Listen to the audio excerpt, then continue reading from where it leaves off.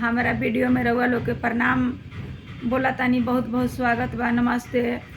कि एगो हम रउआ लोग के गीत गाड़ी गा के सुनावा तानी कि जे घड़ी के कि बिहार के तो ई नियम बा आ ई परम्परा बाटे कि समधी मारो में भात खा लन तबे जाके उ मारो शुद्ध होखला, आ ना तो शुद्ध ना होखे कि मारो में खई है भात दाल सब्जी चक्का बचका दही सब कुछ दियाला आ मारो जूठी है समधी तबे जाके बियाह शुद्ध होई, ना तो ना होई। बिहार में ई नियम बा मारो के।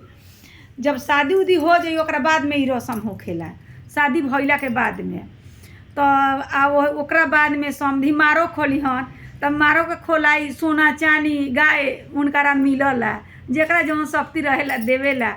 आ समधी के जेतना छिपा गिलास कटोरा अब लड़का के पापा चाचा भाई जीजाजी फूफा उनकरा जे रिश्तेदार बा उ सब लोग मारो में खाला लोग, तो जाके उ मारो शुद्ध होखला आ बेटी के बियाह पूरा होखला।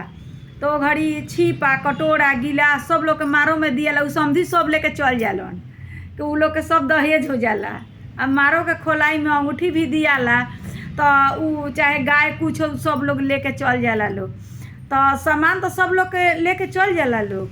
तो उ लोग के स्वागत में एगो गाड़ियों तो दियाला, तब नु गड़िया जाके अपना घरे लोग बतावेला लोग आओ हो अरे बेटा के बियाह तो करे गए रहनी, अरे बड़ा गाड़ी समधीनी देली ह। लोग कहेला बड़ा गाड़ी देली है, अरे बड़ा उनकरा ससुरारी में बड़ा उ मिलल बाटे, बड़ा गाड़ी अइले बा लोग कि ये दहेज में गाड़ियों बहुत मिलल बा, सामानो ढेर मिलल बा, त गाड़ी भी साथे में बहुत मिलल, बड़ा गाड़ी अइले बड़ी समधीनी।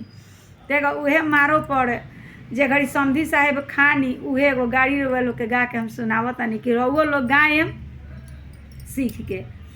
तो उ जौन गांव के लोग रहेला उ गांव के नाम धराला। तो हम अपन एगो ध देतानी ऐसे, रउआ लोग के जौन गांव के रहम तो अपन गाड़ी गाए। बसंत के भात बड़ा नामी हो, समधी साहेब खाली त जाए। बसंत के दाल भात चक्का दही बड़ा नामी हो, तनी खाली त जाए। इहो बड़ाई समधी साहेब, इहो बड़ाई समधी साहेब, अपना बहिनी से करम। इहो बड़ाई समधी साहेब, अपना मौगी से करम। चूजई है ओठवा से पानी हो, तनी खाली त जाए में। चूजई है ओठवा से पानी हो, तनी खाली त जाए। बसंत के भात बड़ा नामी हो, तनी खाली त जाए।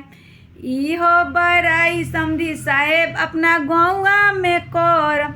सब कोई के चूजई ओठवा से पानी हो, तनी खाली त जाए। नमस्ते। थोड़ा सा हमरो वीडियो के थोड़ा सा सब्सक्राइब कर देम, लाइक कर देम, शेयर कर देम।